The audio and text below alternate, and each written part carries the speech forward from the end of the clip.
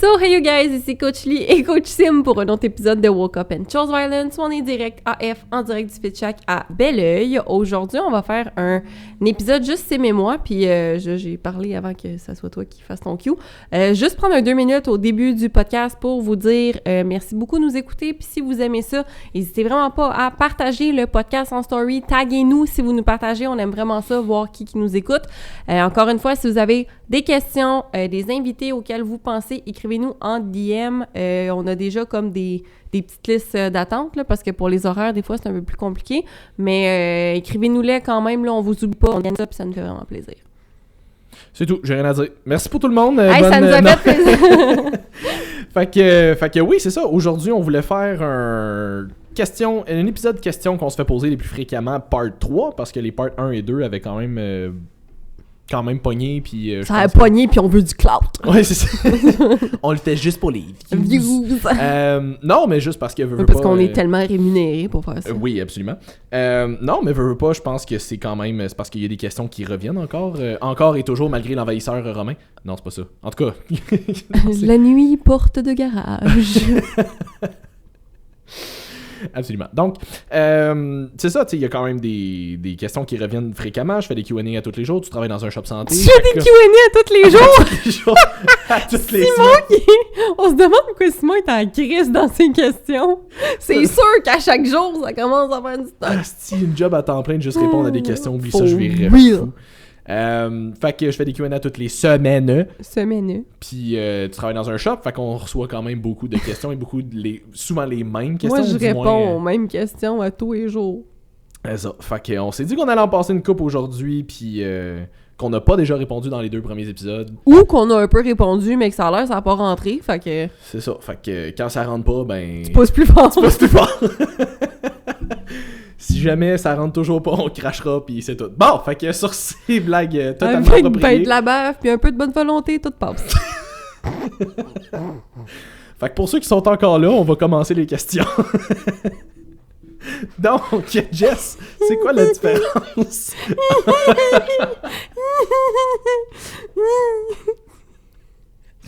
quoi la différence? Entre un bon podcast pis le nôtre, mettons. L'information véhiculée de façon professionnelle. Nous sommes matures et professionnels. Donc, c'est quoi la différence entre la whey et la iso? Donc la protéine whey et iso sont 2 protéines de lactosérum, donc qui viennent de petits laits. C'est un lait qui est pas très grand. C'est ça. Un lait de taille plus petit que la moyenne.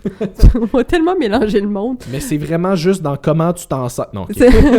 C'est une question de perception, OK? Le lait a le droit de s'identifier comme il veut. Nous, on a décidé qu'il était petit. On s'excuse si le lait se sent offensé. Que ça sera pas sérieux. Ça sera pas sérieux comme podcast. Non. Fait que protéine de lactosérum. Oui, fait que c'est une protéine de petit lait. Si vous êtes intolérant au lactose, oubliez la whey tout de suite. Elle n'a pas été aussi filtrée que la protéine iso qui est de qualité un peu supérieure. Généralement, la protéine de whey va avoir encore va être filtrée à, mettons, 70%-ish. Il va rester encore des traces de glucides, de gras, de tout ce qu'on retrouve dans le petit lait en général. Alors que la whey est filtrée à 90% et plus, donc c'est vraiment juste la protéine qui vous reste.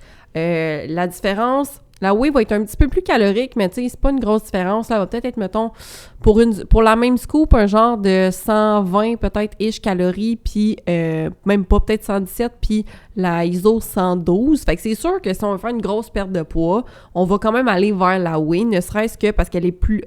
vers la ISO, je m'excuse, ne serait-ce que parce qu'elle est beaucoup plus facile à digérer, intolérant au lactose ou pas, et parce qu'il y a quand même moins de calories, et en déficit calorique, chaque calorie compte quand même. Fait que, est-ce que c'est grave? Non, mais si vous avez un objectif comme vraiment précis, dans un temps précis, j'irais quand même plus avec la ISO, ne serait-ce que pour la qualité de la protéine. Puis c'est ça, somme toute, tu sais, il y en a qui me disent au shop, « Ouais, mais tu sais, je suis en prise de masse, c'est mieux d'aller vers la whey. » Mais si tu digères pas la whey, non. Si tu digères, oui. Mais tu sais, pour 5 calories plus ou moins, c'est pas ça qui va comme te donner une grosse différence si t'es plus dans le lifestyle. Tandis que si t'es vraiment bodybuilding, là, c'est des variables qui peuvent faire une plus grosse différence, mettons. Ouais, puis tu sais, encore là, je veux dire, on parle de prise de masse ou de perte de gras. Comme tu dis, tu sais, à un moment donné, s'il y a 10-15 calories de différence dans un scoop, là, Hey, cheat pas en fin de semaine, ou prends une petite au lieu d'une moyenne poutine, puis comme... Mettons que ta scoop de protéines fera pas une grosse différence. Là. Prends une bouchée de patates de moins, puis ça va être correct. C'est ça, exact. Fait que moi, quand le monde me pose la question, je suis comme, c'est vraiment plus une question, est-ce que tu digères bien le lactose, oui ou non? Tu sais, moi, j'ai une certaine intolérance au lactose. Moi, si je prends plus qu'un scoop de whey, je bloat automatiquement. Ouais. Fait que je prends tout le temps de la ISO, mais comme, si t'as aucun problème à digérer le lactose, vas-y pour de la whey, c'est correct, ça va même te coûter moins cher. Fait que rendu là, tu sais, t'as pas nécessairement besoin de payer plus pour de la ISO si tu digères bien la whey. Je veux dire, au-delà de ça, les deux, c'est une très bonne qualité de protéines. Puis encore là, tu sais, on parle de whey versus ISO, il y a d'autres sortes de protéines mais aussi. Ça, j'allais dire, veux-tu nous donner la différence avec la protéine végétale puis la protéine de bœuf, tant qu'à faire? On l'avait pas comme prévu, mais... Ben, je sais qu'en termes d'élévation de synthèse de protéines, la ISO semble avoir un meilleur impact que la protéine de bœuf ou que la protéine végane.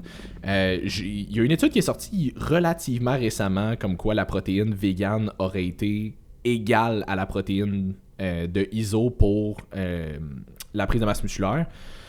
Ceci étant dit, j'avais écouté un podcast avec Alan Aragon là-dessus où il en parlait, puis ceux qui prenaient de la protéine végétale prenaient aussi de la créatine pour compenser. Fait que c'est comme, est-ce qu'ils ont eu les mêmes résultats à cause de la créatine ou est-ce qu'ils ont eu les mêmes résultats vraiment parce que la protéine est équivalente? Fait que ça, c'est plate, mais on le saura jamais. Mais me semble que le profil d'acide aminé de la protéine de bœuf et de la protéine végétale n'est pas aussi intéressant que celui de la protéine de lactosérum. Non, c'est ça. Puis, mais tu sais, un moment donné... Il me semble, OK? Mathieu me le dira, mais... À un moment donné, je pense que, tu sais, il y a quand même beaucoup de gens qui vont aller chercher de la protéine de bœuf au lieu de la protéine de ISO parce qu'ils sont vraiment intolérants au lactose, puis même la ISO, ça passe pas. Fait que dans ce cas-là, ils vont aller chercher... Ou tu sais, mettons, quelqu'un qui a peut-être un problème, disons, de santé qui fait en sorte qu'il veut éliminer les produits inflammatoires le plus possible. Des fois, peut-être produits laitiers, même si c'est juste de la ISO, ça se peut que ça soit difficile, fait qu'on va aller chercher plus de la protéine de bœuf, ce qui est tout à fait correct. Mais même là, tu sais, exemple, tu sais, genre, on en connaît du monde avec la maladie de Crohn, qui est une maladie inflammatoire, puis ils prennent la ISO, puis...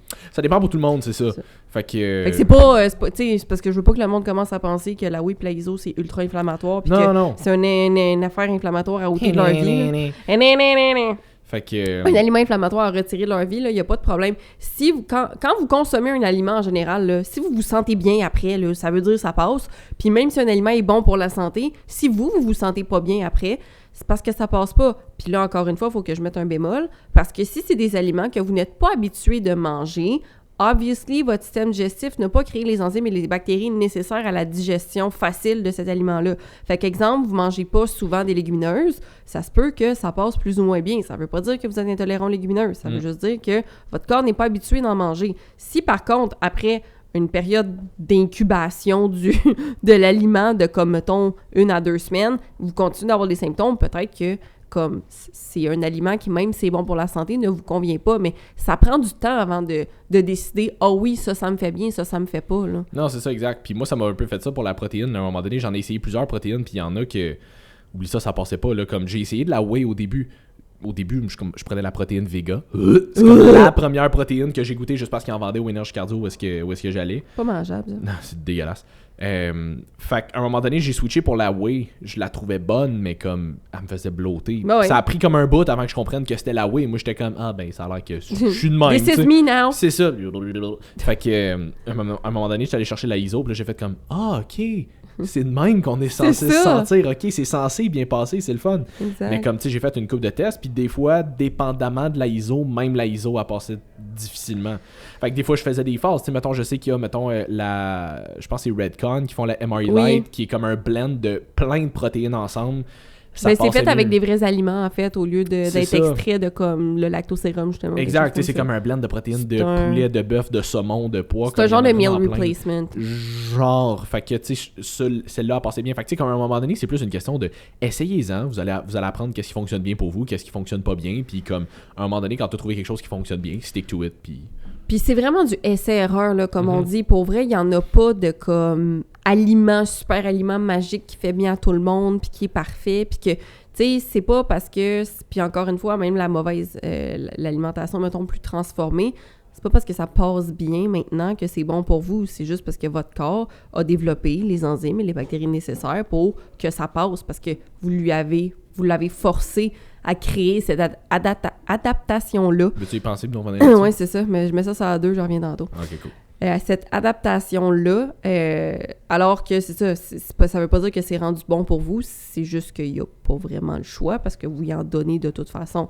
Fait que c'est pour ça que généralement, les gens qui vont switcher à, mettons, des recommandations, des plans alimentaires, whatever, de nourriture plus saine, c'est plus difficile, mettons, des légumes à digérer que de la malbouffe parce que le corps n'est pas habitué puis il n'a pas fait les adaptations nécessaires pour pouvoir le digérer. Fait que c'est pas parce que le switch de moins santé à santé est difficile que ça veut dire que vous n'êtes pas fait pour manger santé. Là. Non, c'est ça. Mais, tu sais, je veux dire, c'est aussi niaiseux que, mettons, les brocolis. Ça, c'en est un, je pense, qui revient je suis pas capable de temps en temps. Là, comme, il y a bien du monde qui ont de la difficulté à digérer les brocolis. Ben, mange-en pas des brocolis si t'es pas capable de le digérer. Mathieu me l'avait dit. C'est parce qu'il y a un genre d'enzyme, quelque chose dedans qui, effectivement, ça, puis le chou-fleur, là, il y a quelque chose dedans un gaz, je pense, qui se libère quand tu le digères, que, effectivement, ça fait que c'est très difficile. Non, c'est ça. Fait qu'à un moment donné, t'as de la misère à digérer les brocolis. Il y en a d'autres, des légumes, là. C'est ça. Puis l'affaire, c'est que si vraiment t'as de la difficulté à le digérer, ça cause quand même de l'inflammation à ton système. Fait que même si c'est techniquement un aliment qui est supposé être super bon pour la santé, si l'énergie que ton corps met à le digérer est trop haute pour ce qu'elle devrait, que ça te crée de l'inflammation quand même, c'est pas santé pour toi. Je pensais que tu allais ajouter quelque chose. Mais non, mais je trouvais que ça closait bien. OK, c'est ça. D'accord. Fait que voilà. Fait que ça sert à rien, tout ça pour dire que ça sert à rien de se forcer à manger quelque chose juste parce que c'est quote-unquote santé. C'est ça, exactement. Fait que l'important dans ce que vous mangez, c'est beaucoup plus comment est-ce que vous digérez les aliments que l'aliment en tant que tel quand on parle d'aliments santé et non transformés. Exact. Puis on parlait de différence entre ISO et WHEA, mais la différence entre BCAA et EAA aussi, c'est une question qui revient plus souvent, là. Les BCAA, c'est du jus en poudre. C'est pas vrai. Les BCAA, c'est un mélange de 3 acides aminés, là, lesquels je m'en souviens pas par cœur. Isoleucine, valine, puis leucine. Bon, t'as pas dit leucine 2 fois? Isoleucine, puis leucine. Puis valine. OK. Fait que c'est ceux-là. Tandis que les EAA sont un mélange des 9 acides aminés essentiels pour favoriser la récupération au niveau musculaire ainsi que d'autres fonctions que Simon pourra vous... Je nommerai pas les 6 autres acides aminés, je les connais pas tous par cœur. Ah bon, c'est ça. Mais c'est ça. Fait qu'en gros, c'est pas mal ça. Fait que les EAA ont un profil beaucoup plus complet au niveau de si vous voulez actually avoir... un certain impact sur votre récupération après l'entraînement. Généralement, on va le prendre intra-workout. Vous pouvez le prendre pas mal n'importe quand dans la journée si vous aimez ça, que ça goûte bon. Mais ça, généralement, ça va être pendant l'entraînement, favoriser la récupération musculaire, entre autres, d'autres fonctions. Mais je veux dire, ça peut... Je pense qu'il y a certaines évidences comme quoi ça pourrait potentiellement... ralentir la fatigue musculaire, potentiellement faire en sorte que tu aies des workouts légèrement plus performants. Il y en a qui disent que ça peut donner un petit peu... c'est pas clair pour moi si c'est placebo ou si c'est un vrai effet, mais qu'il y en a qui disent que ça va leur donner un petit peu plus d'énergie d'avoir des BCAA ou des EAA. Ça dépend, exemple, le blend de Believe, ils ont mis de la tyrosine dedans, ils ont mis 1 gramme de tyrosine, fait que ça se pourrait. Mais c'est ça, fait que là, rendu là, est-ce que c'est la tyrosine, est-ce que c'est vraiment les EAA, ouais. Est-ce que, encore une fois, est-ce que c'est un effet placebo, parce qu'on sait que l'effet placebo, c'est it's a thing, puis c'est très puissant. C'est vraiment puissant, l'effet placebo. Là. Fait que, tu sais, ça, c'est le bout où, à un moment donné, est-ce que je pense que c'est l'affaire qui va faire une grosse différence dans whatever en termes de résultats? Vraiment pas. Je pense que, honnêtement, si tu consommes assez de protéines, que tu as une bonne alimentation, que tu as une bonne hygiène de vie, puis que tu t'entraînes fort, tes AA, ils vont juste prendre 40$ de ton budget à chaque mois. J'ai juste le mime du dude qui est dans la piscine avec son petit casse de bain puis qui se verse une bouteille d'eau sur lui. Exactement. Puis quand tu manges assez de protéines puis que tu prends des EA en plus. Là. Ouais, mais ça ressemble à ça. Je pense que ça a été... Le marketing pour ces suppléments-là a été très fort. Ouais. Puis... Je pense qu'il y a aussi un effet, on parlait de placebo, mais il y a aussi l'effet où est-ce que les gens, à un moment donné, je pense que c'est juste ça leur tente de boire autre chose que de l'eau quand ils s'entraînent. Fait ils disent, tant qu'à boire quelque chose qui a un petit peu de saveur, moi aller chercher des acides aminés, ça va, si ça peut me donner un petit quelque chose de plus, tant mieux. Mais maintenant, par contre, ça, je vais le mentionner, là, on a des affaires très cool qui s'appellent des électrolytes qui sont en vente. Fucked up! Ouais, mais ils sont en vente maintenant chez Shop Santé. Moi, ceux que je préfère il y a le Delta Charge de XPN qui est quand même cool. J'ai goûté au Blue Raz aujourd'hui. C'était très bon, c'était très bien. Mais sinon, mes préférés, c'est les Blue Freeze de Nova Pharma. Non, c'est ça, j'allais dire, les nouveaux de Nova sont très cool. Les nouveaux Nova, ils ont des là. AA dedans en plus. Ouais, puis puis il y a BioSteel qui en fait. Mais BioSteel sont très chers pour Il y a rien dedans. C'est ça. C'est l'enfer. J'ai comparé il y a pas longtemps là, comme la différence entre les EAA, pas les EAA, les électrolytes de Nova Pharma puis les électrolytes de BioSteel, parce que BioSteel c'est comme c'est comme de shit pour les électrolytes, mais c'est parce que je veux dire ils ont eu un contrat avec la NHL, fait qu'à un moment donné ils ont été Le marketing est très puissant en passant dans la supplémentation là, c'est pas parce que le marketing est bon que ça veut dire que le supplément il est fucked up. Ah non. Non, c'est ridicule. Je comparais les deux, puis juste, mettons, on regardait la différence entre BioSteel puis Nova Pharma pour, mettons, juste la concentration en termes de potassium. Je pense que BioSteel a quelque chose comme 32 mg de potassium dedans. Nova Pharma est à genre 300. Tu fais comme, mais il n'y a rien dans le BioSteel. Pourquoi je paierais aussi cher pour ça? Ouais, rendu là, c'est ça, j'allais dire. Rendu là, je vais prendre le pot de Nova Pharma qui est à quoi? 26$. Il est 24,99$. Puis en plus, il y a des AA dedans, puis le dosage d'électrolyte est plus haut. Comme, fuck, je vais aller chercher ça. J'entends énormément plus par scoop. Fait que non, moi, celui de Nova, pour vrai, c'est mon préféré. Les saveurs sont vraiment bien faites. Je me passe plus de mon Blue Freeze. Là. C'est ça, puis je me dis, tu sais, rendu là, les électrolytes, ça a été démontré comme étant bénéfique pour la performance, pour l'endurance musculaire, des affaires comme ça. Fait que je me dis, rendu là, j'aimerais mieux aller chercher ça, qui en plus va être moins cher. Que ça donne que des EAA dedans, je vais m'assurer de garder une quantité de protéines assez élevée à travers ma journée dans mon alimentation, and I'll be fine. Exactement. Puis, tu sais, pour ceux qui... Les électrolytes, ça va aider pour les gens qui ont peut-être la difficulté aussi à atteindre leur hydratation par jour, à boire beaucoup d'eau. Fait que même si vous atteignez pas nécessairement votre 2,5, 3 litres d'eau, whatever, ça peut aider à avoir quand même des bénéfices au niveau de l'hydratation que vous auriez eu si vous avez atteint cette eau-là. Les gens qui boivent beaucoup d'eau ont quand même avantage parce que c'est pas parce que tu bois beaucoup d'eau que ton corps garde nécessairement les sels et minéraux qui a besoin. Fait que, tu sais, les gens qui boivent beaucoup puis sont comme, me semble, je suis tout le temps en train d'aller aux toilettes, peut-être que tu flushes beaucoup ton hydratation aussi. C'est niaiseux, mais c'est arrivé avec une de mes clientes, elle boit genre 4 litres d'eau par jour, puis elle me disait, j'ai encore constamment soif. Je suis comme, est-ce que tu sales ta bouffe de temps en temps? Faut que tu mettes du sel. Elle est comme, non, je sale rien. Je suis comme, essaye-le pour le fun. Commence juste à mettre un petit peu de sel rose sur tes repas, tu devrais voir une différence. Elle m'écrit dans son check-in la semaine d'après, elle est comme, ok, là, j'ai plus soif. Là, comme, je bois pas plus, je bois pas moins, mais comme, j'ai plus soif. C'est ça. Juste ça. Les gens pensent que le sodium, c'est le démon, mais comme le sodium, c'est un électrolyte, t'en as besoin pour rester hydraté. Là. Prenez du sel rose himalayen, du idéalement. sel de mer iodé, et là, je suis en train de regarder pour du sel celtique, c'est une nouvelle affaire que j'ai vue, mais ça a l'air pas pire aussi. C'est un sel avec un kilt. Oui, exactement, avec une barbe et un bâton. Un accordéon. C'est Gandalf. Mais c'est Glandalf. Pourquoi? mais c'est ça, fait que les électrolytes, c'est une affaire très intéressante. Fait que les gens, au lieu d'acheter des EA qui coûtent comme le double du prix, si vous voulez quand même avoir quelque chose d'intéressant qui va vous amener des bénéfices puis qui goûte bon, électrolytes, on suggère Nova Pharma parce qu'ils sont vraiment bons. Mais n'importe quelle marque d'électrolytes que vous trouvez, là, commencez juste pas à boire du Gatorade. Honnêtement, c'est rien contre comme de personnel, mais comme payez pas aussi cher pour BioSteel pour rien. C'est ça. Puis tu sais, vous pouvez parce que ils sont vraiment, il y a des saveurs qui sont vraiment bonnes, ils ont plus de saveurs. Puis tu sais, si vous aimez la marque, allez-y avec ça. C'est juste que rapport qualité-prix, vous pouvez trouver mieux. C'est tout ce qu'on dit. Mais rendu là, you do you. Fait que EA, BCA, 3 acides, EA, 9 acides. Ça a l'air... ça a l'air d'un gros rave. Ouais, c'est ça, quand tu prends 9 acides, là. Wouh! Une belle fin de semaine. Écoute. Ensuite de ça, on va clore l'espèce de petite parenthèse, l'espèce de section, c'est une parenthèse de comme 40 minutes. La section supplément, question qu'on se fait se poser aussi souvent, ça sert à quoi les greens, ça sert à quoi les burners, ça sert à quoi la glutamine, comme un paquet d'affaires qu'on entend plein de monde prendre, mais à quoi ça sert? Bon, ben, si tu veux commencer, Simon, avec glutamine, ça sert à quoi?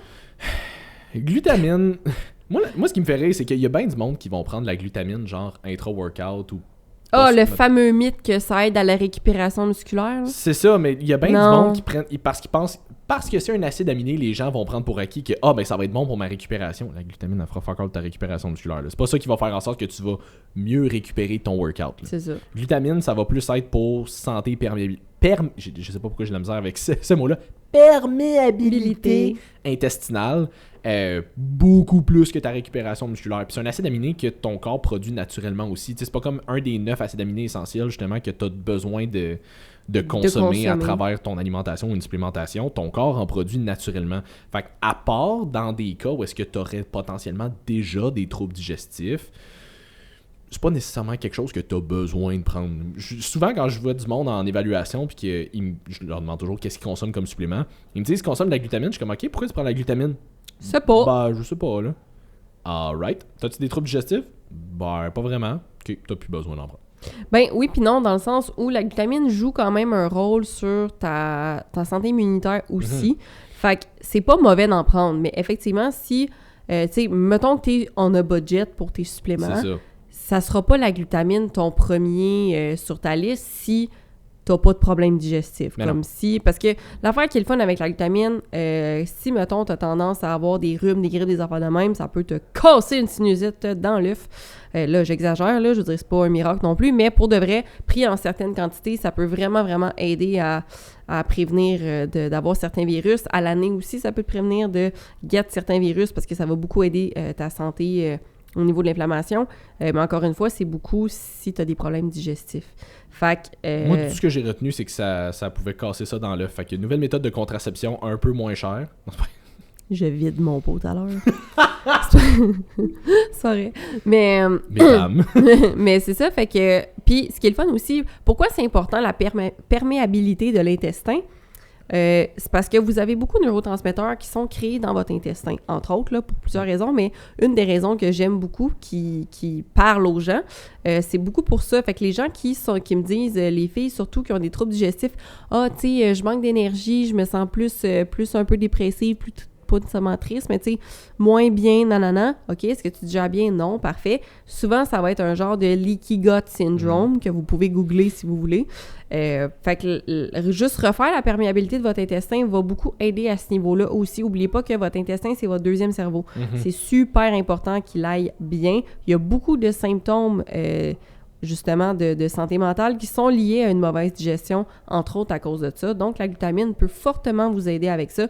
J'aurais pas de problème à en recommander à pas mal tout le monde, à moins que vous ayez une liste de médicaments ça de long, puis blablabla. Je peux pas faire de recommandations pour personne, mais c'est un supplément que moi, je consomme, que j'aime beaucoup et qui m'a énormément aidé. Non, c'est ça. Puis, tu sais, encore une fois, c'est du cas par cas. Là, comme d'emblée, allez pas faire comme ça, là, ça va tout sauver. Ben non. Mais oui. Oui. Mais oui, c'est ça. Non. Oui. Mais oui, c'est quelque chose qui peut aider. Puis c'est drôle que tu dises que des fois, les gens qui ont des troubles digestifs, ça peut impacter leur énergie, des affaires comme ça. J'ai une cliente, je l'ai posté tantôt en story. Là, mais... On me sait que tu as des clientes, Simon, OK? Non, okay. J'ai une cliente que, à son évaluation, elle me disait que, tu sais, mettons, on passe le questionnaire plus au niveau stress, puis à un moment donné, je suis comme, tu sais, as-tu toujours une bonne libido? Puis elle est comme, pas tant. Puis là, je suis comme, OK, ça fait-tu longtemps? Puis fait qu'à un moment donné, là, dans son check-in cette semaine, là, elle me dit que là, elle a vraiment retrouvé sa libido au point que comme son chum est genre d'autres décroche. Fait que je suis comme, bon, c'est une bonne chose que ta libido soit revenue. Puis elle me disait, tu sais, c'est-tu normal? Qu'est-ce qui se passe? De zéro à stéro. Puis je disais, tu sais, c'est que ça peut être impacté par un paquet de facteurs. Ça peut être impacté par tes niveaux de stress, ça peut être impacté par un manque de sommeil, mais ça peut être impacté par ta digestion. Puis elle, c'est une fille que quand on a commencé à se voir, elle avait des ballonnements et des gaz régulièrement. Ça non plus, c'est pas normal, hein? By the way. Puis là, ben, on a travaillé ça, puis là, plus ça va mieux. Fait qu'il y a comme un lien, à un moment donné, elle dort un petit peu plus parce qu'elle se couche, elle essaye du moins de se coucher un petit peu plus tôt, mais juste le fait que sa digestion se soit vraiment améliorée, soudainement, on voit une bonne amélioration au niveau de la libido. Ça se peut qu'il y ait un lien. C'est probablement pas juste ça, mais c'est comme un des facteurs. Fait que, comme, arrêtez de sous-estimer l'impact que votre digestion peut avoir sur tout le reste de votre corps. Là. Si ton chum est laid aussi, ça peut avoir un lien. Mais... Well, ça se peut que t'aies peut-être pas envie d'y arracher la face. C'est ça. Manger, pas d'y arracher. Ça se peut que t'aies envie d'y arracher la face, finalement. You've got weird kings, but okay. Hey, no king shaming ici. Non. Mais c'est ça. Fait que effectivement, puis... Je sais pas, je m'en allais où avec mes skis. Je sais pas, mais ça avait l'air bon, par exemple. Une petite vache qui broute, là. Fait que la glutamine, excellent supplément pour la santé en général. Puis, Ah oui, c'est ça, pour la digestion. Effectivement, ça a beaucoup plus d'impact qu'on pense. Puis pour autant la libido que l'énergie, que ces affaires-là, c'est ça, c'est là que je voulais en venir. Si la glutamine ne va pas compenser pour une alimentation de merde. Non. Fait que il y a aucun supplément qui va compenser pour de mauvaises habitudes de vie. Fait que ça, c'est de un. Il n'y en a pas un calice qui va compenser. Même pas votre hostie d'Ozempic à marde qui passe partout, je suis plus capable. Parce que là, dans un autre podcast, j'avais dit, il n'y a pas de pilule magique qui va te faire perdre du poids, ni. Puis là, les hosties de génie sur TikTok, ni, Ozempic! Premièrement, c'est pas en vente libre, OK? Tu peux pas, genre, te pointer chez Shop Santé et dire « Je veux du Ozempic », là. Fait que j'ai encore raison. Ça se vend pas sur les tablettes. Ça, c'est de 1. Ça paraît-tu que j'ai de la haine encore? Vas-y. Fait que c'est la partie violente du podcast. Oui, c'est pas Woke Up and Chose Peace. Oui, c'est ça. Fait que c'est ça. Fait que même Ozempic, là, on commence à voir que quand t'arrêtes de le prendre, t'as des tabarnaks de rebound. Fait que si t'es pas capable de gérer ton alimentation avant puis que tu retournes dans tes habitudes après, je m'excuse, mais encore une fois, c'est pas une pilule magique. Je veux dire, le corps s'adapte à tout ce que tu lui donnes. Fait que c'est pas parce que tu bloques un pathway que quand tu vas arrêter de bloquer le pathway, t'es juste en train de créer un gros ditch dans ce pathway-là, puis mec, t'arrêtes, oh boy, que tu vas avoir des gros problèmes. Fait que arrêtez de penser qu'il y a quelque chose de magique qui existe, les habitudes de vie, point. Comme on va fermer ce sujet-là, là. Prenez vos fucking habitudes de vie en main. C'est vraiment pas si compliqué que ça, là. Est-ce que c'est facile? Non. Est-ce que c'est simple? Oui, c'est très simple. C'est ça la différence. Fait que vous allez vraiment, vraiment en profiter sur le long terme de changer vos habitudes de vie, juste de vous sentir mieux. Tu sais, j'ai jamais eu une cliente dans mon bureau qui s'est mis à manger mieux, bouger un peu plus, tu sais, sans devenir bodybuilder, là, juste comme... T'as jamais eu de cliente de même, tabarnak? Tu fais quoi avec tes clientes? je les envoie chez McDo. OK, cool. Mais non, c'est ça, puis qui m'est revenu, ça prend pas longtemps, là, je te dirais, une couple de semaines, là, puis déjà, là, sont comme... Hey, je vois vraiment des améliorations, là, comme juste parce que... Puis au-delà de l'esthétique, là. Pas esthétique pantoute, là. Ça. Juste, ils se sentent mieux. Ils ont plus d'énergie, sont plus alertes, sont plus focus, tu sais, ils ont plus de libido. Ouais, fait que, en gros, ils se sentent bien en général, fait que c'est la vie de bien se sentir. On n'a pas du tout eu un petit problème technique, fait qu'on se souvient plus où est-ce qu'on était rendu. Mais là, tu parlais de Ozempic, que ça coupait la fin. Mais oui, c'est ça, tout ça pour dire que... Mais oui! Fait que, non, c'est ça, en fait, c'est, tu sais, ce qui arrive avec Ozempic, c'est que je le compare un petit peu à un antidépresseur, dans le sens que si tout ce que tu fais, c'est prendre un antidépresseur, mais tu prends aucun suivi en termes de psychologie, ou que tu fais pas de développement personnel, ou whatever, tu sais, du moins, tu travailles pas sur les problèmes ou les troubles qui t'ont mené à où est-ce que t'es actuellement, j'allais dire ton fat burner, ton antidépresseur ou whatever, ben comme il va peut-être t'aider un petit peu, mais ça va être un plaster à partir du moment où tu l'enlèves. Tant que tu changes pas ce qui t'a mené là, ben à un moment donné, tu vas revenir au même point. Même principe avec l'Ozempic, ça fonctionne parce que ça aide à diminuer l'appétit. Mais si tu changes pas tes habitudes de vie ensuite de ça autour, ben beau manger moins, mais une fois que tu l'arrêtes, l'Ozempic, qu'est-ce que tu penses qui va arriver? Tu vas recommencer à avoir faim dans les mêmes habitudes de vie qui t'ont mené à où est-ce que t'étais. Fait faut que dans tous les cas, même si tu prends, exemple, une médication qui t'aide à travailler là-dessus, c'est cool, mais ça reste temporaire et tu devrais quand même travailler sur les habitudes autour. Fait que t'auras pas le choix à un moment donné. Exactement. Puis tu sais, la médication, lorsqu'elle est bien utilisée dans la vie en général, c'est un super bel outil, tu sais, comme n'importe quelle supplémentation. Ça reste de très, très beaux outils lorsqu'ils sont appliqués de façon adéquate. Fait que, tu sais, le Ozempic, ça va peut-être être justement le petit déclic, le slingshot qui va faire comme « Hey, j'ai pris ça, j'ai perdu un peu de poids, je me sens mieux, j'ai plus d'énergie, donc j'ai envie de continuer à me sentir comme ça, donc je veux me reprendre en main. » Puis ça, c'est merveilleux. Pareil pour les antidépresseurs qui sont comme une béquille. Justement, tu sais, les gens vont faire « OK, tu sais, je vais prendre ça un petit moment, le temps que je me sente mieux, puis OK, tu sais, je vais en même temps, là, OK, je me sens un peu mieux, j'ai un peu plus d'énergie, peut-être que, justement, je me sens plus créatif un peu, je recommence à aimer ce que je fais d'habitude, même principe, j'ai plus d'énergie, fait que j'ai plus envie de faire des choses que j'aime. Maintenant, je suis capable d'avancer dans ma vie puis de pas rester dans ce que j'étais, mais ça reste que ce sont des outils, c'est pas comme c'est pas des magic pills, là. Ce sont des outils qui complémentaires à d'autres méthodes, d'autres habitudes, d'autres sortes d'accompagnement vont être très très très bénéfiques. Faut juste que tu l'utilises pour la bonne raison. Tu sais, je pense que comme n'importe quoi, il y a rien ou du moins très très peu de choses qui servent à rien ou qui sont inutiles. Tu vas me dire c'est juste des synonymes, mais il y a rien de ça qui est inutile, c'est juste une question de faut l'appliquer dans le bon contexte. C'est ça, c'est tout le temps une question de contexte. Non, c'est ça. Puis ensuite de ça, on avait regardé Greens. Ouais. Fait que les greens, c'est des légumes en poudre, en gros. Fait que pour quelqu'un qui... Puis tu sais, les greens, ça me fait rire parce que les gens sont comme « Ben, je mange assez de légumes. » OK. Est-ce que tu manges une variété de 5 légumes différents, de 5 couleurs différentes, chaque jour, et tu les alternes?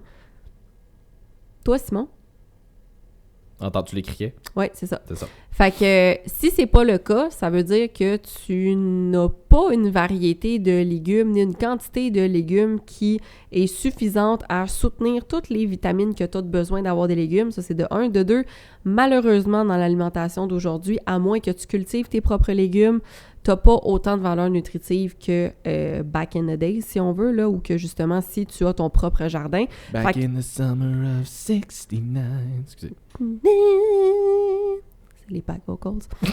Puis, fait que c'est ça. Fait que si... les vocales de do. Les vocales de do. Le do des vocales. J'aime ça qu'on s'éloigne à chaque fois. Oui. Mais c'est ça. On est rendu de l'autre bord de la rue. OK. Oui, tout à fait. Je le vois, là. Hey! Ouais. Puis, fait que c'est ça. Fait que si c'est pas le cas, ben, les greens, ça peut être super bon pour vous, sans compter que les greens, souvent, ils vont ajouter des blends de probiotiques, d'enzymes digestives à l'intérieur. Donc, ça aussi pour les ballonnements, les crampes, les gens qui se lèvent, qui se sentent blottés, qui ont de la difficulté. Avaler des fibres, ça aide à aller aux toilettes. Et les filles, faut aller aux toilettes une fois par jour. Si ce n'est pas le cas, c'est de la constipation. C'est ça, ton 2-3 fois par semaine, il est pas normal. Il est pas normal et il n'est pas sain non plus. Non. Surtout qu'en tant que fille, on garde certains déchets estrogéniques à l'intérieur de nous. Fait que là, quand on arrive avec des débalancements hormonaux, puis ta première affaire, c'est « Ah, mais je vais aux toilettes 2 fois semaine. » T'es comme...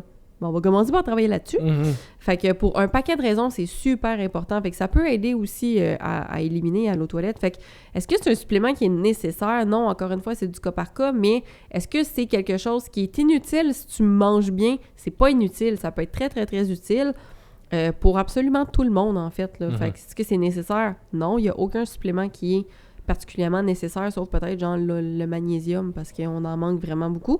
Je veux dire, même là, ça reste un supplément. Ça reste devrait supplémenter des bonnes habitudes. Là. C'est ça. Ouais, mais même si tu manges bien, tu n'auras jamais assez de magnésium dans ton alimentation. Fait que, tu sais, des trucs que tu es vraiment, vraiment pas capable d'aller chercher puis qui peuvent te causer des problèmes de santé à long terme, selon moi, ta supplémentation devrait être axée sur ça. Fait que c'est pour ça qu'on dit que tout le temps, c'est du cas par cas, ça dépend de chaque personne. C'est pas tout le monde qui a les mêmes priorités. Moi, mes priorités, c'est particulièrement mon stress, mon sommeil, ma digestion. Tout est prioritaire dans mon cas.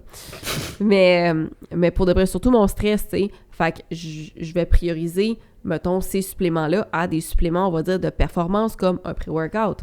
Puis un pré-workout, Simon, à quoi ça sert? Il y en a plein, ça dépend, qu'est-ce que tu veux? Je veux dire, moi, quelqu'un qui m'arrive, c'est quoi? Lequel tu veux? Ben non, mais pour vrai, je veux dire, tu t'en vas dans des places comme un shop santé, il y a genre 42 pré-workouts différents, il y en a qui ont pas de stimulant, il y en a qui ont fucking 500 mg de caféine par scoop, pis t'es comme... J'aimerais rappeler aux gens que être capable de tolérer 500 mg de caféine, c'est pas une bonne nouvelle. Hey, je m'excuse, si t'es capable de prendre un scoop de 500 mg de caféine et dire que ça te fait rien, là, il y a un problème. T'as un problème. Et les TDA, c'est un problème aussi. Merci. Voilà, fallait faire la parenthèse parce que ça a été des commentaires qui sont venus souvent sur TikTok. Que moi, la caféine, ça me fait rien parce que j'ai TDA. C'est pas vrai. Sur ton système nerveux, ça a le même impact que tout le monde. Ça se peut que tu te sentes plus down, plus focus. C'est normal. Ouais. Bref. Fait que c'est ça. Fait que je veux dire, à un moment donné, pré-workout, tu le prends pourquoi? Qu'est-ce que tu essaies d'aller chercher? C'est parce que tu vas avoir une meilleure pompe? Encore là, honnêtement, si c'est parce que tu vas avoir une meilleure pompe, je te dirais, t'en as-tu vraiment besoin? Comme tu veux-tu vraiment mettre 40-50$ dans un... C'est pas donné un pré-workout. Là. C'est pas donné un fucking pré-workout. Puis quand tu vas aller chercher ça pour quelque chose qui fait juste te donner un sentiment de te sentir un petit peu plus gonflé, ça en vaut-tu tant la peine que ça, finalement? Parce que, je veux dire, on le sait, là, la pompe, c'est pas ça qui va te causer une hypertrophie. Là. Comme disait Hugo Le Cavalier, quand j'ai été à son podcast, je pourrais faire 150 reps de lateral raise avec ma canne de petit poids à un moment donné. C'est pas ça qui va me causer une grosse hypertrophie, mais moi, être pompé en tabarnak, par exemple. Fait que, tu sais, qu'est-ce que tu recherches? Moi, mettons, quand je prends des pré-workouts, j'essaie d'aller chercher quelque chose juste qui va me rendre un petit peu plus focus, un petit peu plus concentré. Fait que j'aime bien la caféine, mais pas trop, parce que sinon, comme j'ai tendance à être trop craqué, puis après ça, j'ai tendance à avoir un crash après. Fait que j'aime ça aller chercher un genre de blend entre un petit peu de caféine, mais un petit peu de nootropics. Fait que un blend d'acide aminé qui va plus aider à stimuler un petit peu la production de dopamine. Fait que, tu sais, genre, moi, je réponds très bien à la tyrosine, des affaires comme ça.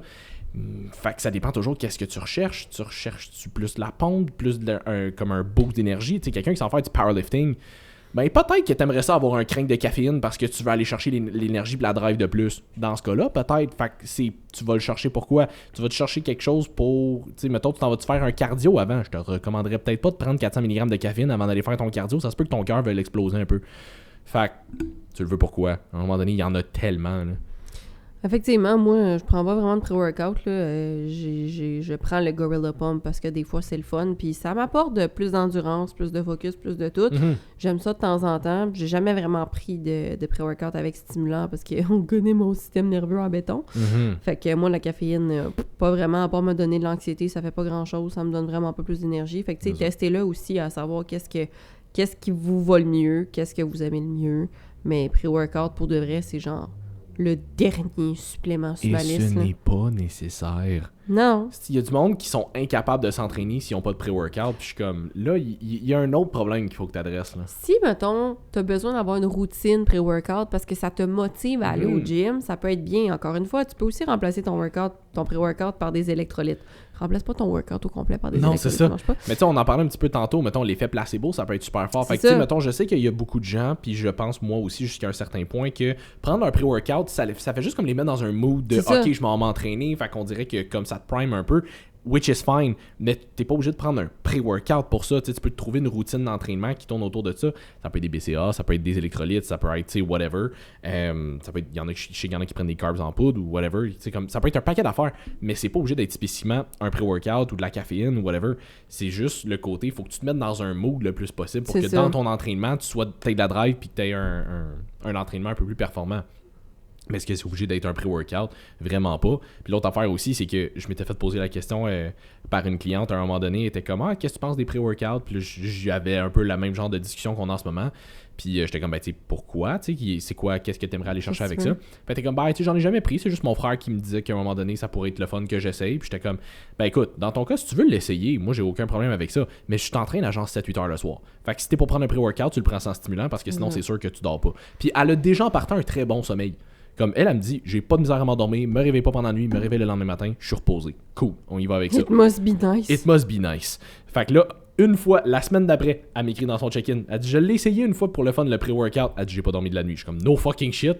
Je te l'avais dit. Fait qu'à un moment donné, ça c'est le bout aussi où, comme, si t'es pour prendre un pré-workout avec des stimulants, essaye de le prendre le plus loin possible de ton sommeil parce que tu veux pas que ça ait un impact sur ton sommeil. La demi-vie du café est de 6 heures. Fait que pendant 6 heures, vous allez avoir l'effet de la caféine qui vous empêche de dormir. Même, je pense, dépendamment. Là. Fait qu'à un moment donné, ça se peut que le café que tu prennes à 2-3 heures, tu le sens encore quand tu vas te coucher à 10 heures. T'sais. Exactement. Puis tu sais, un café, mettons, régulier, c'est environ 80 mg de caféine-ish, plus ou moins.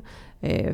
Fait qu'un pré-workout à 200, puis les 200, c'est les de base, là. C'est ça. Je vous confirme que ça a un très, très mauvais impact sur votre sommeil. Fait que c'est à calculer aussi, tu sais, si vous en prenez parce que vous vous sentez tout le temps fatigué, essayez d'optimiser votre sommeil. Peut-être, ça serait une meilleure idée. Ouais, ça, meilleur pré-workout à vie, là. Dormir. Bonne nuit de sommeil. Bonne nuit de sommeil, là.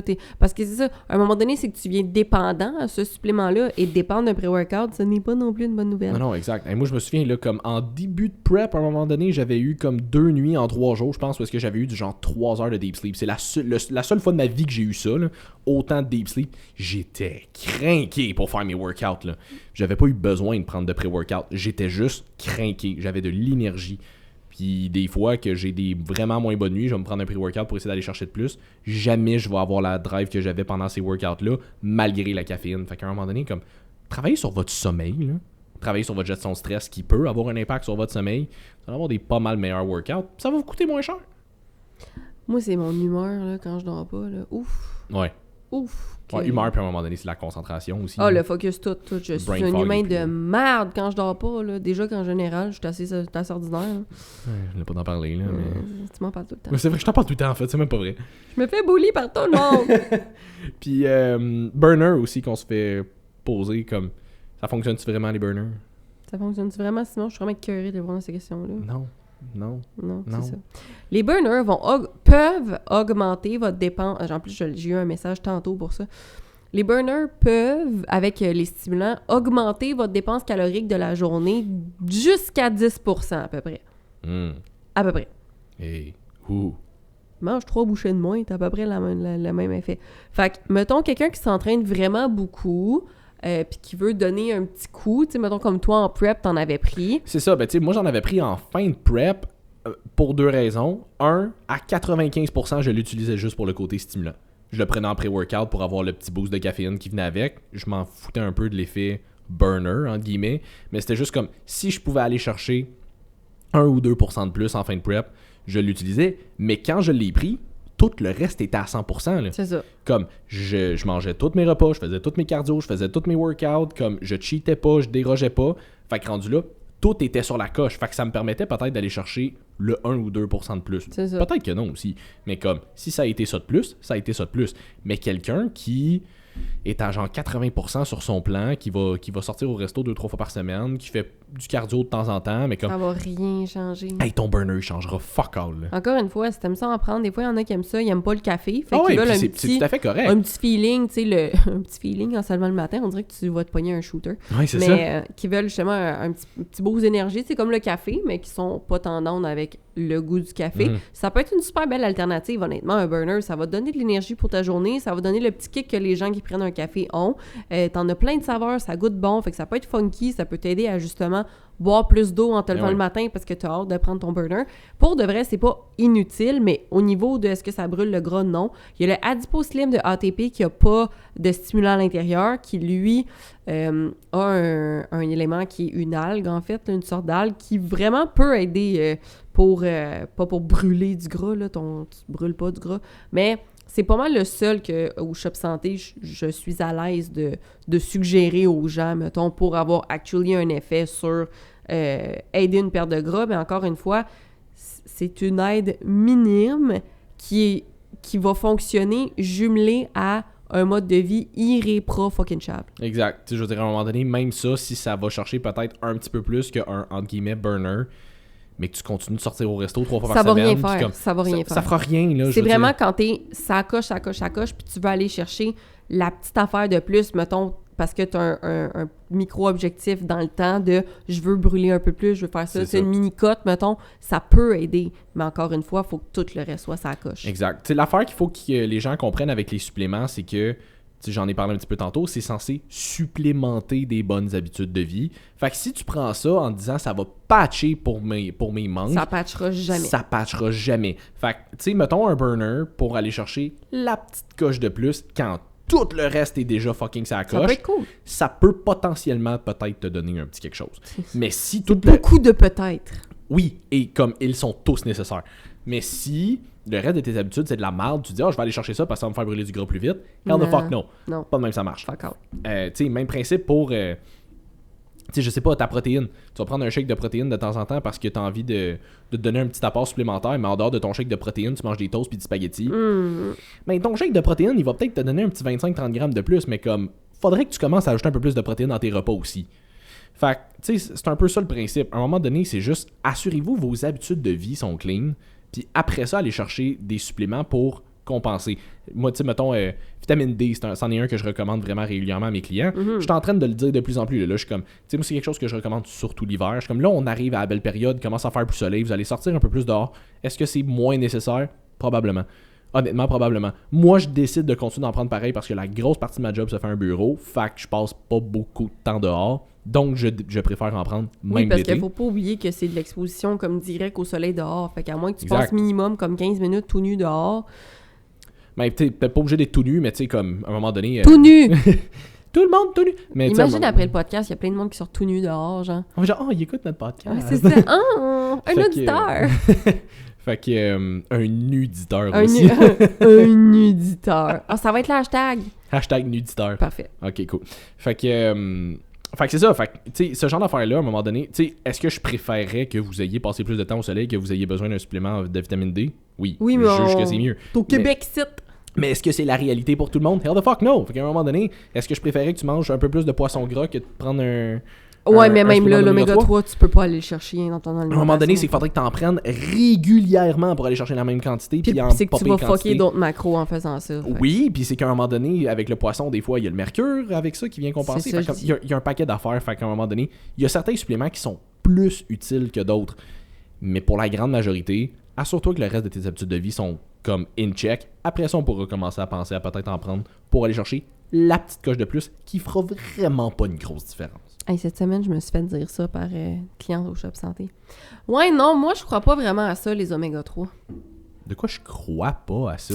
Elle croyait pas vraiment. C'est pas un conte de fées, les oméga 3, là? Ouais, non, elle croyait pas vraiment au bienfait des oméga 3. Comme, pas sûr, moi. Tu sais quoi la beauté de la science? C'est que la science, elle s'en calisse de comment tu te sens. C'est ça. Voilà, c'est tout. C'était mon petit rant. C'était mon petit rant. C'était ton tour d'être violent. C'était mon tour d'être violent, c'est ça, exact.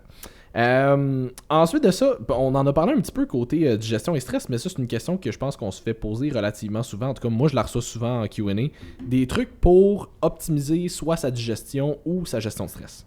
OK, digestion, mastication, ça ne coûte rien et ça fait la plus grosse fucking différence de l'univers. Et là, je parle en connaissance de cause. Moi, la mastication, je vous confirme que c'est une étape que je néglige très souvent et je le vois la différence quand je le fais, quand je le fais pas. Jess, elle crise dans sa gueule par là-bas. La bouffe. The food. Amongst other things.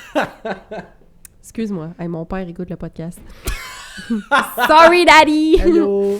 Mais ouais, c'est ça. Fait que non, pour de vrai, la mastication, c'est vraiment important. Moi, étant quelqu'un de stressé, souvent, c'est parce que la digestion qui va mal et le stress, ça va souvent ensemble. Oui. Fait que l'étape de mastiquer, pour de vrai, là, les filles qui veulent avoir un ventre plat, pas mal en tout temps, qui veulent pas être ballonnées, plus de crampes, puis arrêter de savoir si vous allez passer votre temps à péter ou pas, là. Mastiquer. Juste la mastication, pour vrai, avant n'importe quel autre supplément, ça va tellement avoir un gros impact. Essayez 6 à 10 fois chaque bouchée.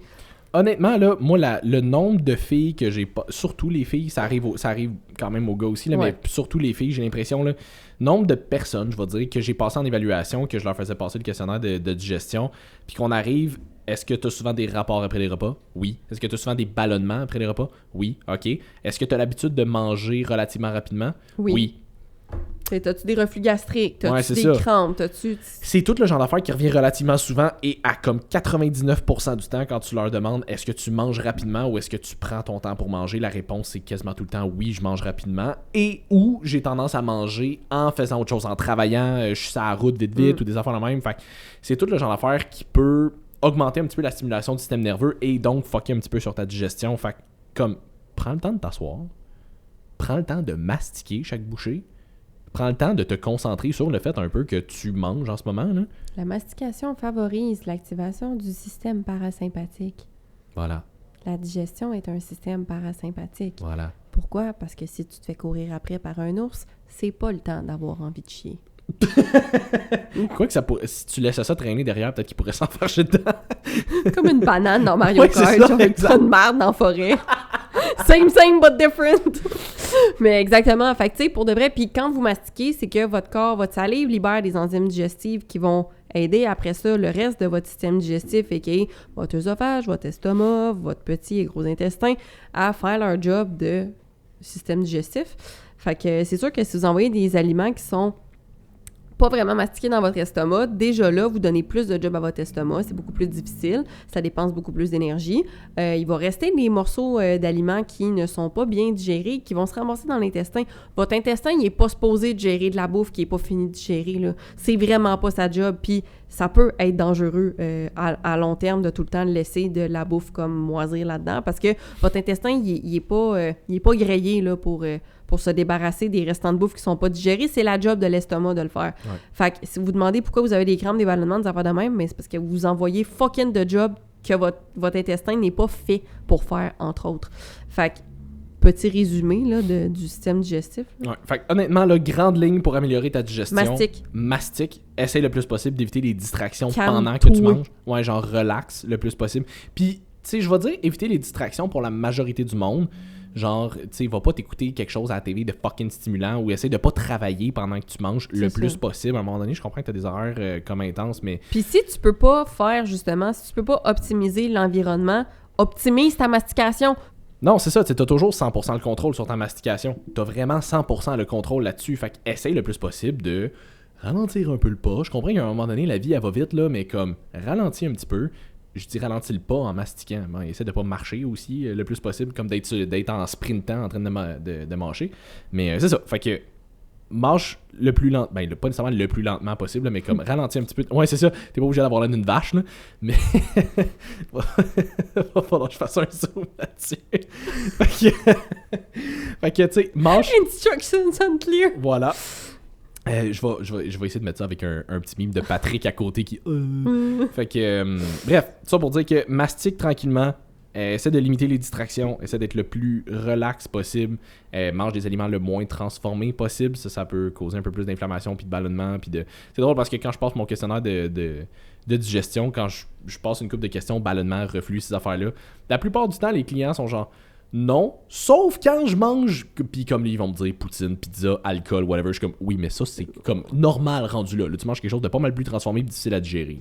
Fait que limite les aliments transformés le plus possible, mastique tranquillement, mets-toi dans un mood le plus relax possible, ta digestion devrait relativement bien aller. Rendu là, au-delà de ça, ça va être du cas par cas. Parlant d'aliments transformés, Simon, comment est-ce qu'on fait pour cheat? Tu t'en vas au resto, tu te commandes une poutine, tu t'as calisses dans la gueule, puis c'est ça. C'était ça la question? Oui. Ouais, ok, cool. Mais voilà. Pour vrai, les cheats, premièrement, je l'avais déjà mentionné dans un post Instagram, mais quand tu as une alimentation qui est saine et que tu aimes et qui est adaptée à toi, à ton mode de vie, à ta personnalité, à comment toi tu feels, t'es pas supposé attendre après un cheat. Encore une fois, on exclut les gens de compétition, là. Mais on s'excuse. Mais Gang de rejet. Ah, c'est ça. Fuck you, c'est pas loser. Tellement pas, mon Dieu, je vous admire, je serais jamais capable de le faire. Mais c'est ça. Fait que si vraiment tu veux juste comme avoir un équilibre de vie sain, t'es pas supposé avoir hâte de manger un cheat, puis t'es pas supposé d'avoir nécessairement de cheat planifié tant que ça, dans le sens où moi, dans la vie, j'anticipe pas les moments où est-ce que je vais manger quelque chose qui est plus éloigné de ce que je mange de mon plan d'habitude. Puis même quand je vais au resto, je vais manger des aliments qui sont semblables. Mettons, oui, un burger, mais genre, moi, je vais aimer un burger de La Belle et la Bœuf, par exemple.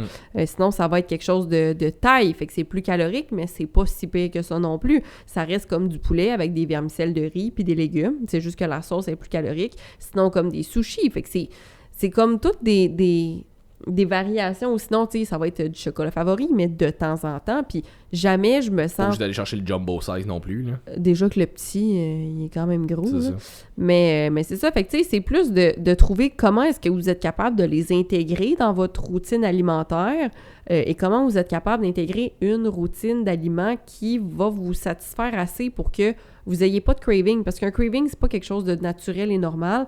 Les filles, oui, c'est normal d'avoir plus faim lorsqu'on est en période autour de la phase de cycle menstruel qu'on va saigner. Fait que SPM, puis quand t'es dans ta semaine, c'est vraiment normal. Fait que vous pouvez manger, mettons, plus de protéines. Puis c'est normal d'avoir plus de petits cravings aussi parce que les hormones sont en jeu là-dedans.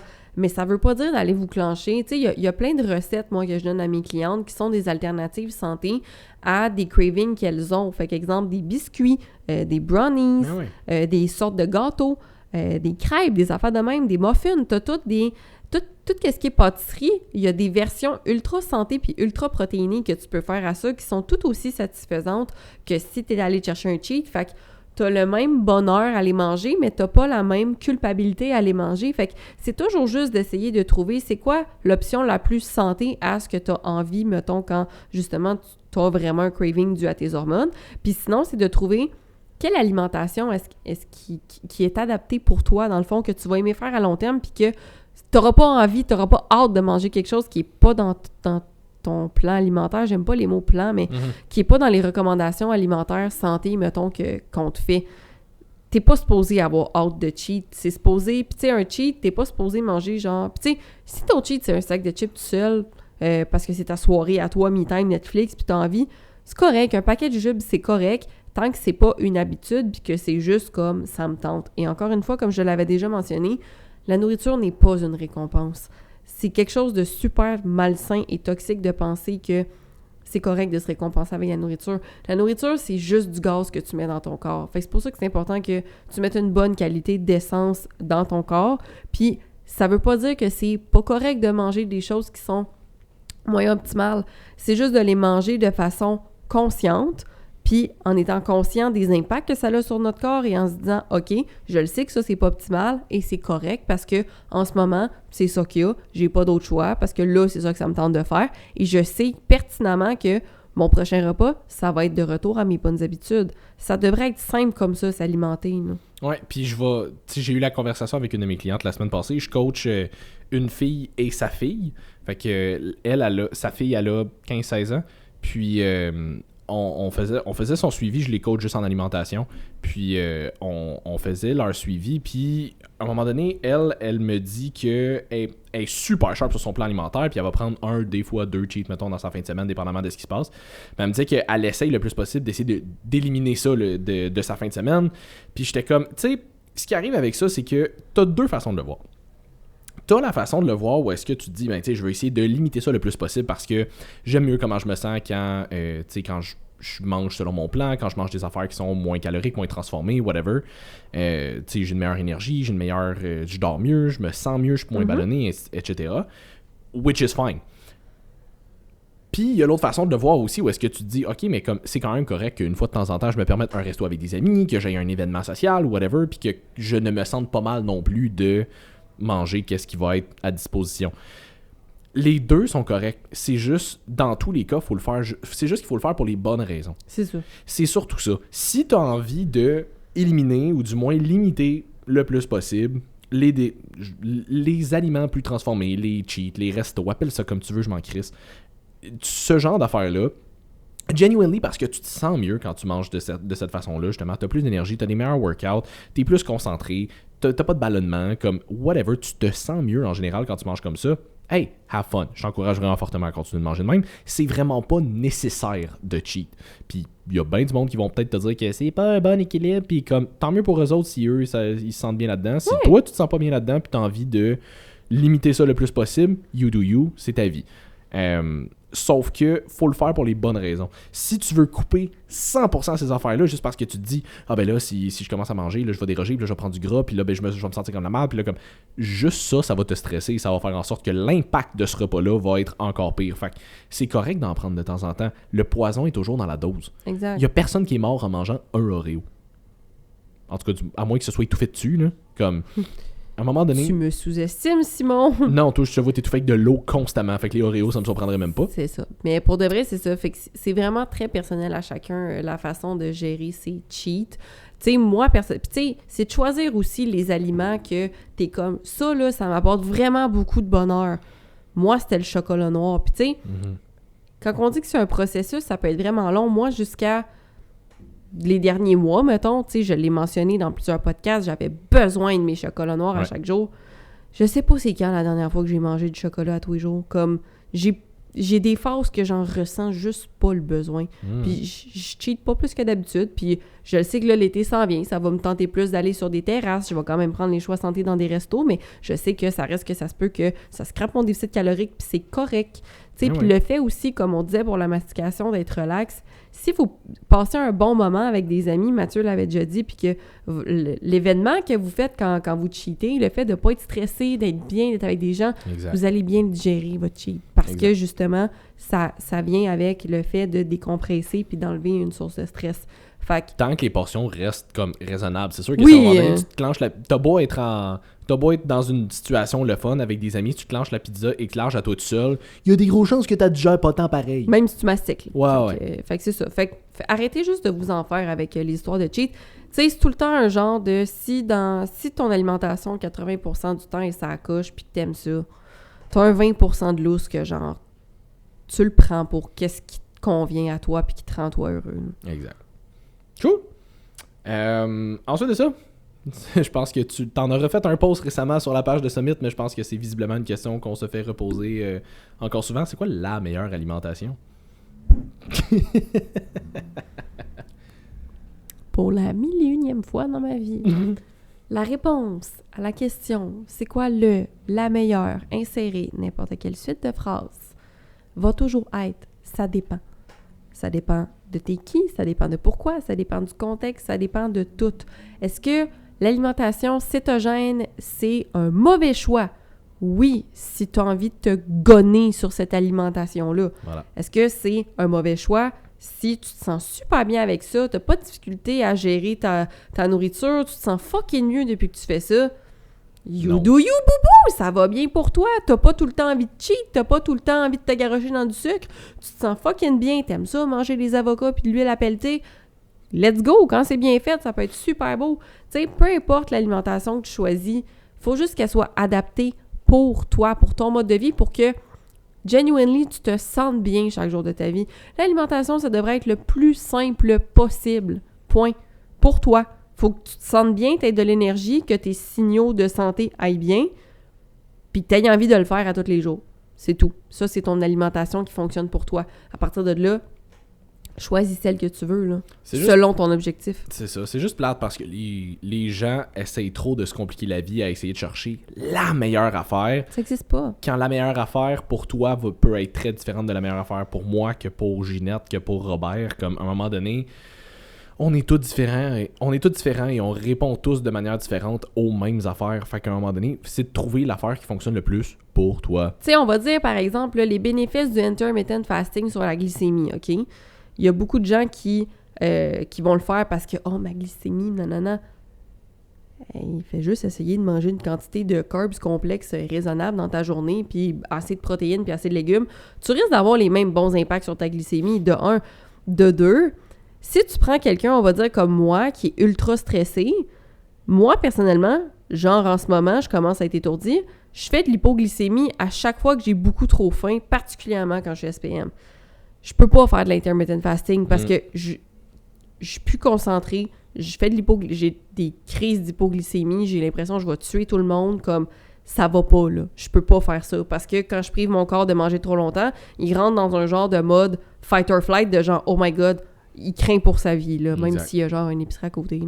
Fait que, pour toi, si c'est ça que ça te fait de l'intermittent fasting, je te confirme que c'est pas une méthode qui est faite pour toi.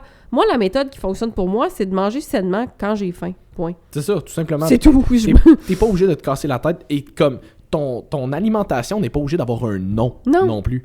Comme c'est pas obligé d'être la diète keto ou le jeûne intermittent ou la méditerranéenne ou whatever. Appelle-la comme tu veux. Appelle-la Ginette si tu veux, calisse. Comme mange de manière à ce que toi tu te sentes bien là-dedans et que ça soit en lien avec les objectifs que tu t'es donné.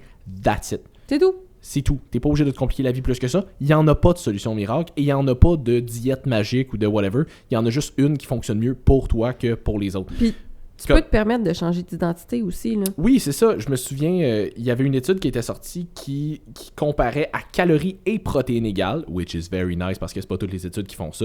À calories et protéines égales, une qui était, disons, il avait pris 2 groupes, un qui était high carb, low fat, un qui était low carb, high fat, toujours à calories égales, à protéines égales, pour voir s'il y avait des résultats différents en termes de perte de gras, et les 2 résultats étaient quasiment identiques.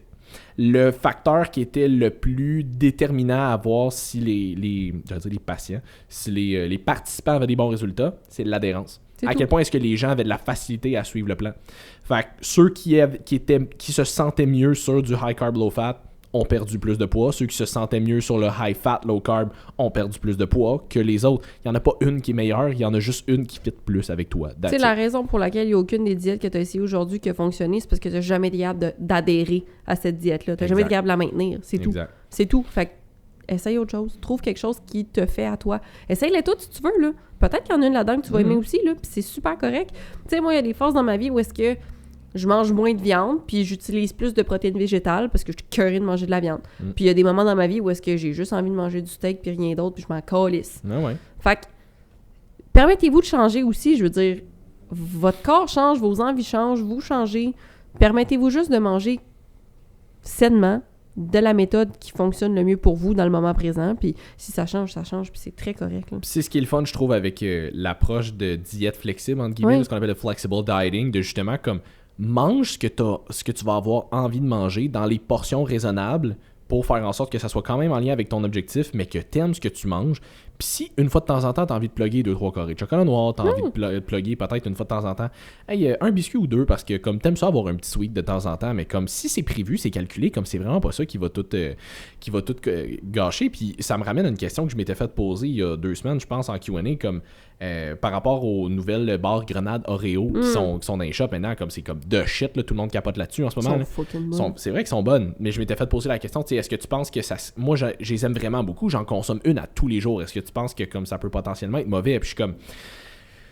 Ça dépend du contexte, parce que, tu sais, ça reste quelque chose qui est relativement transformé, puis je pense que si t'en consommes à tous les jours, c'est pas nécessairement la meilleure affaire que tu pourrais faire. Ceci étant dit, si c'est l'affaire qui fait en sorte que ça te facilite la tâche à rester sur ton plan, que c'est quand même calculé dans tes macros, puis que ça fait en sorte que tu vas pas binge sur des actual Oreo, ben ça reste que c'est mieux. Fait que comme, est-ce que c'est la meilleure affaire que tu peux faire? Non. Mais est-ce que c'est la pire affaire que tu peux faire? Non plus. C'est toujours une question de contexte. Fait qu'à un moment donné, trouve l'approche qui va être la mieux pour toi, pas l'approche qui va être parfaite. Parce que l'approche qui est parfaite sur papier, il y a une grosse chance que tu sois pas capable de la maintenir. Fait que trouve l'approche qui va être la plus près de ça qui va fitter avec toi, avec laquelle tu vas être bien, et avec laquelle tu vas être bien pas juste aujourd'hui, mais avec laquelle tu serais idéalement bien dans 2, 5, 10, 20 ans. Oui. Pour que tu sois encore capable de la faire, puis que tu sois encore en train de aimer ce que tu fais, puis de toujours être bien dans l'atteinte de tes objectifs. C'est le fun d'arriver à tâcher pendant 1 mois, 2 mois, mais c'est plate en esti quand tu le reprends le mois d'après. Hein. C'est ça, j'allais dire, comme atteindre ta shape en 1 mois, on s'entend, à moins que tu aies des objectifs très modestes, je pense pas que ça va te prendre 1 mois, là, ça devrait te prendre un peu plus que ça. Mais mettons, atteindre ta shape en 1, 2, 3 mois, c'est super cool. Mais si tu la repères en 1, 2, 3 mois parce que t'es pas capable de le maintenir, après, ça va être encore plus démoralisant.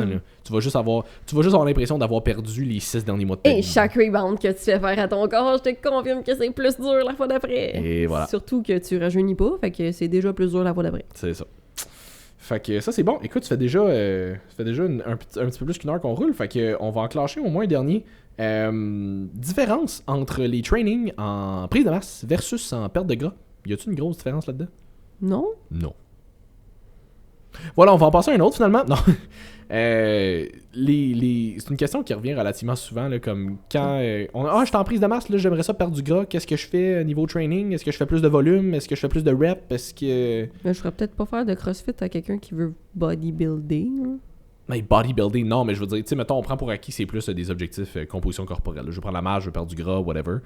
Tu sais, je veux dire, on n'est pas dans le CrossFit, fait qu'on va parler plus pour l'entraînement de musculation dans le gym. Il n'y a pas de différence.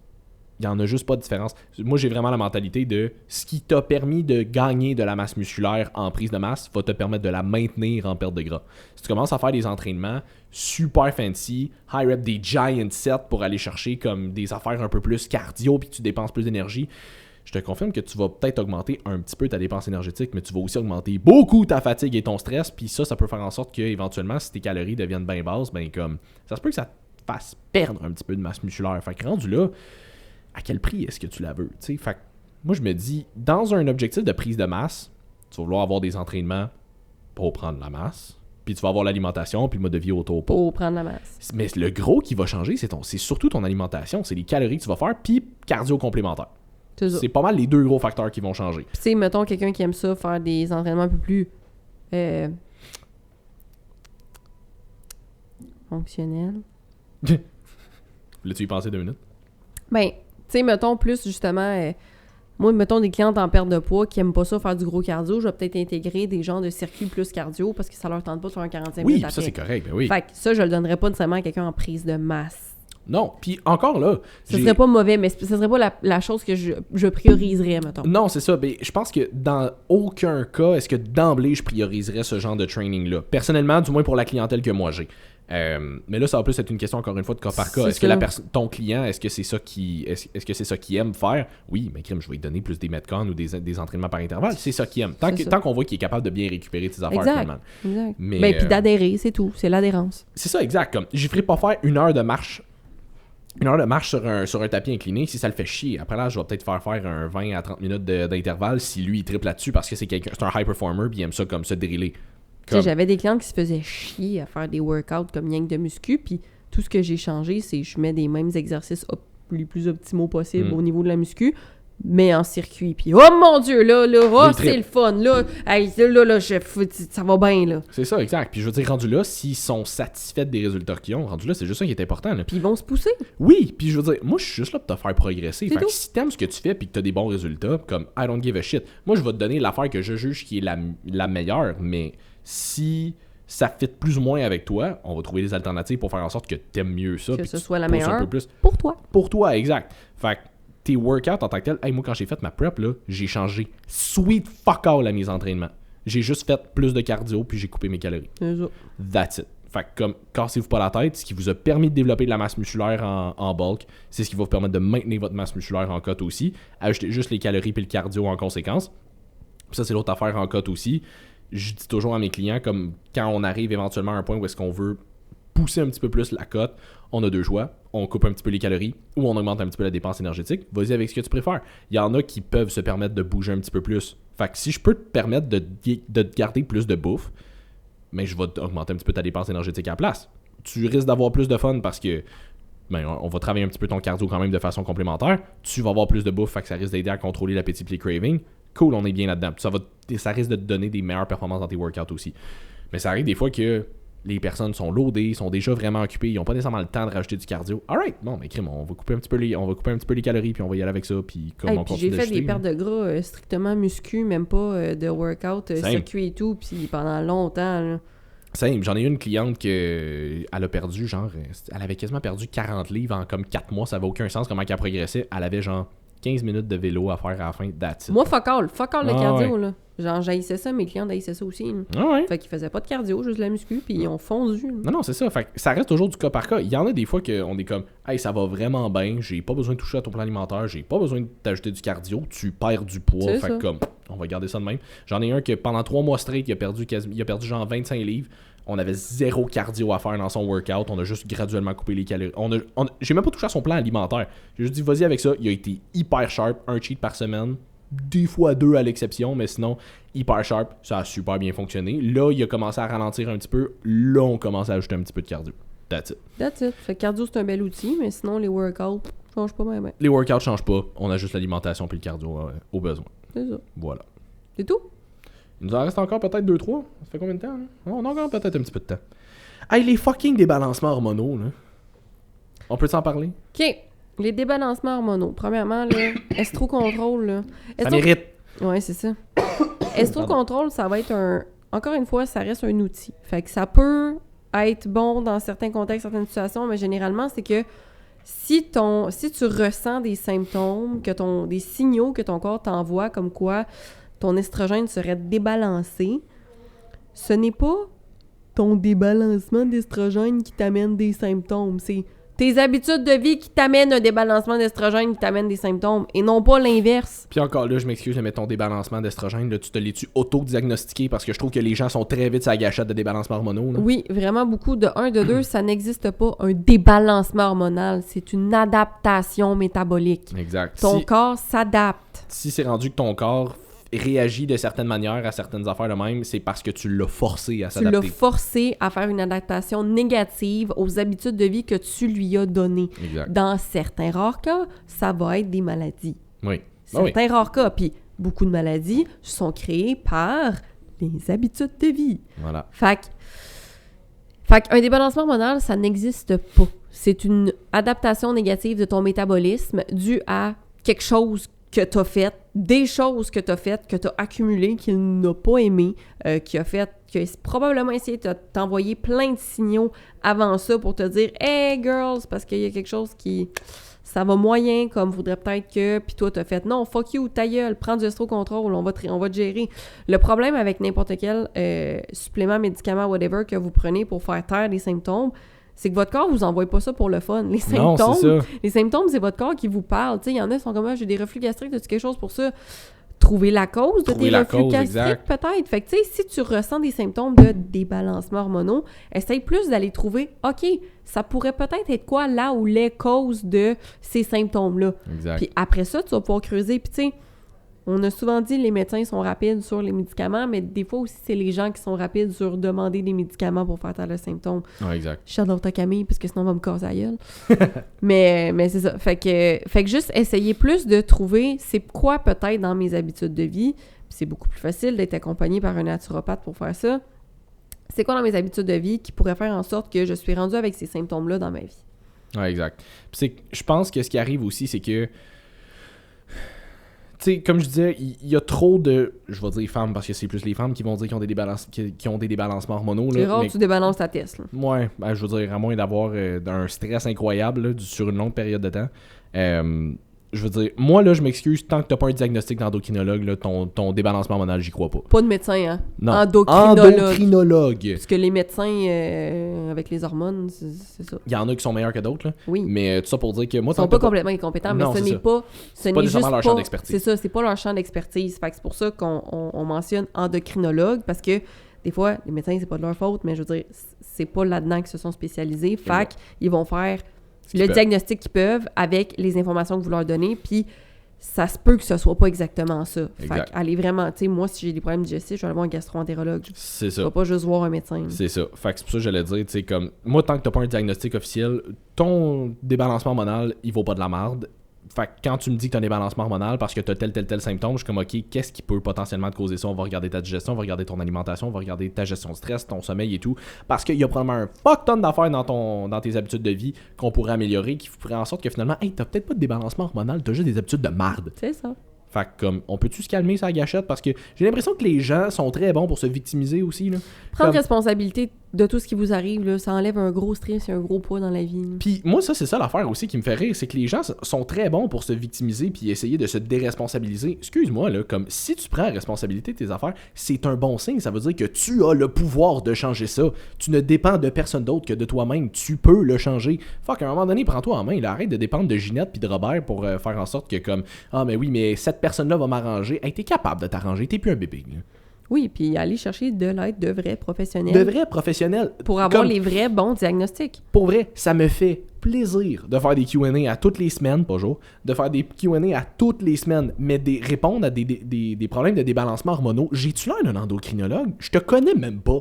Comme, ça va me faire complexe, plaisir. Ça va me faire plaisir de répondre à tes questions, ou du moins de te guider potentiellement vers la bonne personne si jamais j'ai pas la réponse. Mais à un moment donné, comme...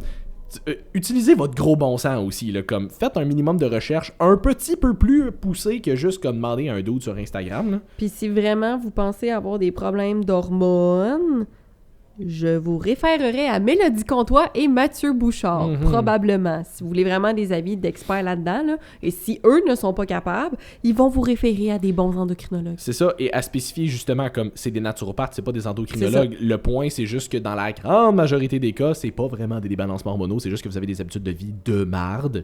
Fait qu'en allant voir des gens qui sont plus spécialisés dans les habitudes de vie et comment comme travailler un petit peu tout ce genre d'affaires-là, ben vous allez risquer d'avoir des vraiment meilleurs résultats. Et justement, dans l'éventualité où est-ce qu'ils se rendent compte que ben ça se peut que tu aies vraiment des problèmes hormonaux, ils vont te référer à un endocrinologue qui, lui ou elle, va vraiment pouvoir faire les bons diagnostics. Là. Exactement. Fait que prenez juste responsabilité pour ce qui vous arrive dans la vie. Puis tu sais, c'est vraiment loin d'être méchant là, quand on dit genre arrêtez de vous victimiser puis comme vous avez des habitudes de vie de merde. Je veux dire, it is what it is. Là. C'est pas méchant, c'est pas contre vous, c'est pas rien, c'est pas péjoratif. It is what it is. C'est ça, c'est les faits. Assume-toi. C'est ça. Assume-toi, c'est tout. C'est pas grave, c'est correct. Ça fait pas toi un moins bon être humain. Mais comme si tu chiales de ta situation, puis tu chiales que t'es pas bien, puis tu prends pas d'action toi-même, sounds like a fucking you problem. It's a fucking you problem. Mais comme... Non, ça sonne weird. En tout cas, t'as compris ce que je voulais dire, hein? It's a fucking me problem. Sur ce, comment tu t'organises, toi, dans la vie? Je m'organise pas. Non plus, si je me gère pas. Seigneur. S'organiser, mettons, là, la meilleure affaire, là, ça a l'air cave, mais l'écriture, c'est ultra puissant. Écrivez-les dans votre hostie d'horaire, c'est pas compliqué.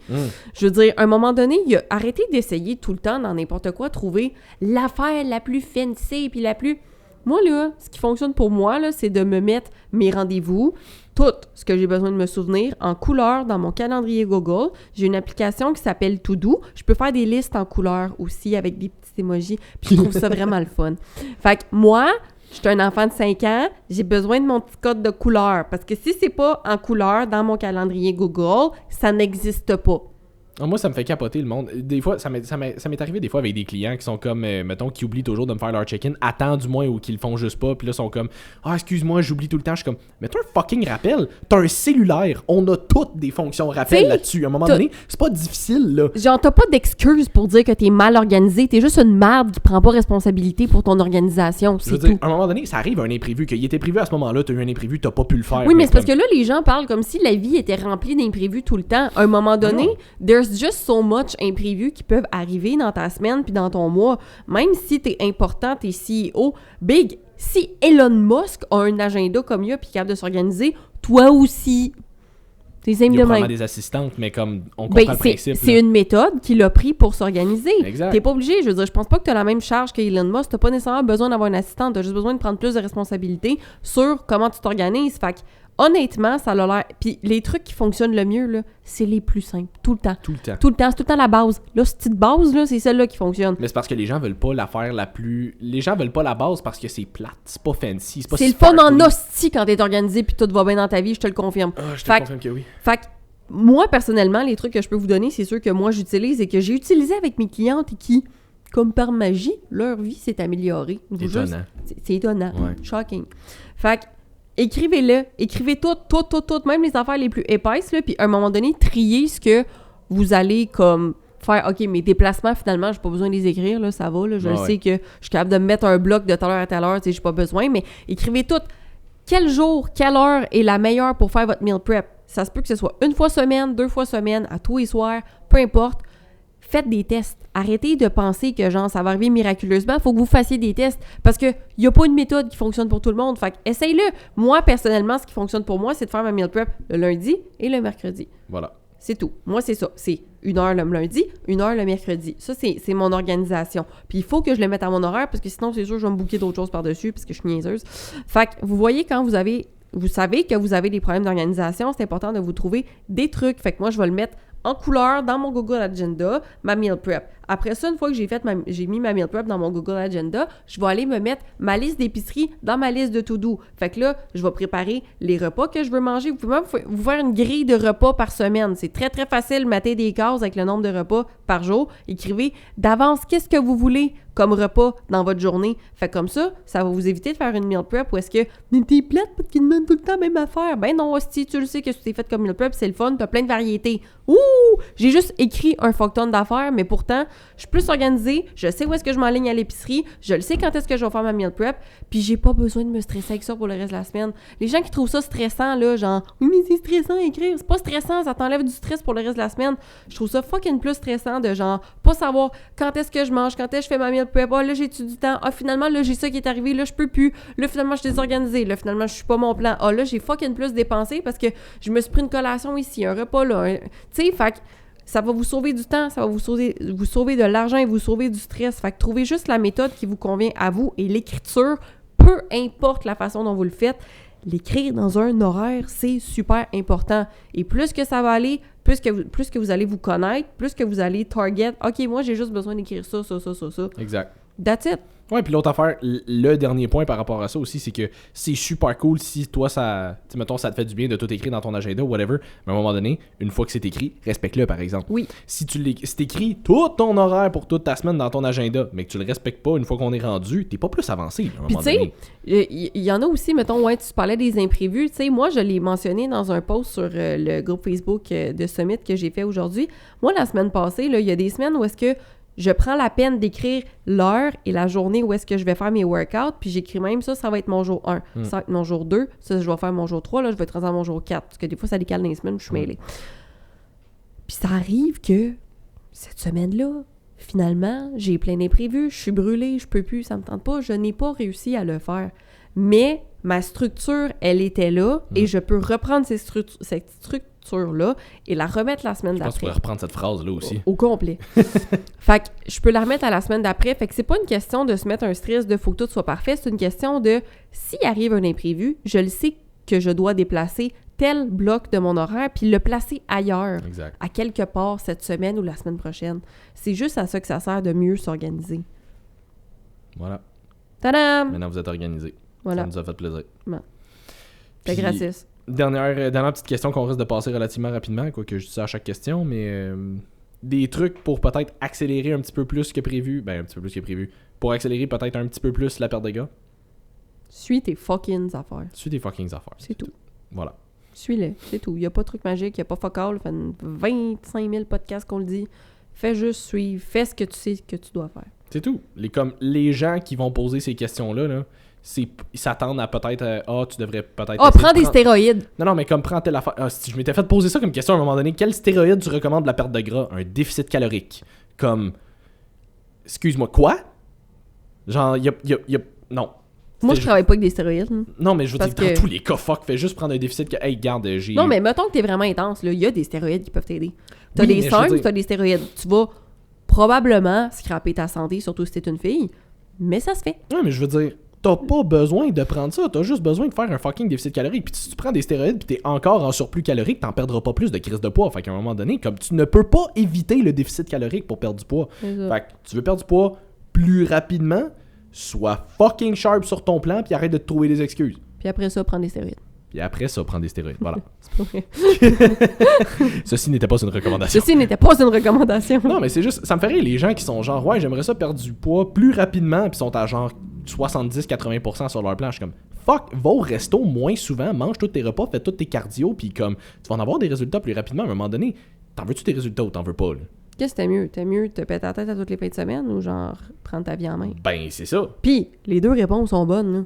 Mais je veux dire, c'est ça, dans tous les cas, c'est correct. C'est juste, t'as pas le droit de chialer après ça si t'as pas les résultats que tu veux. Choisis, c'est tout. C'est tout. That's voilà. Si tu veux pas faire des choix, t'auras pas de résultats. C'est tout. Voilà. Tiens. Cool!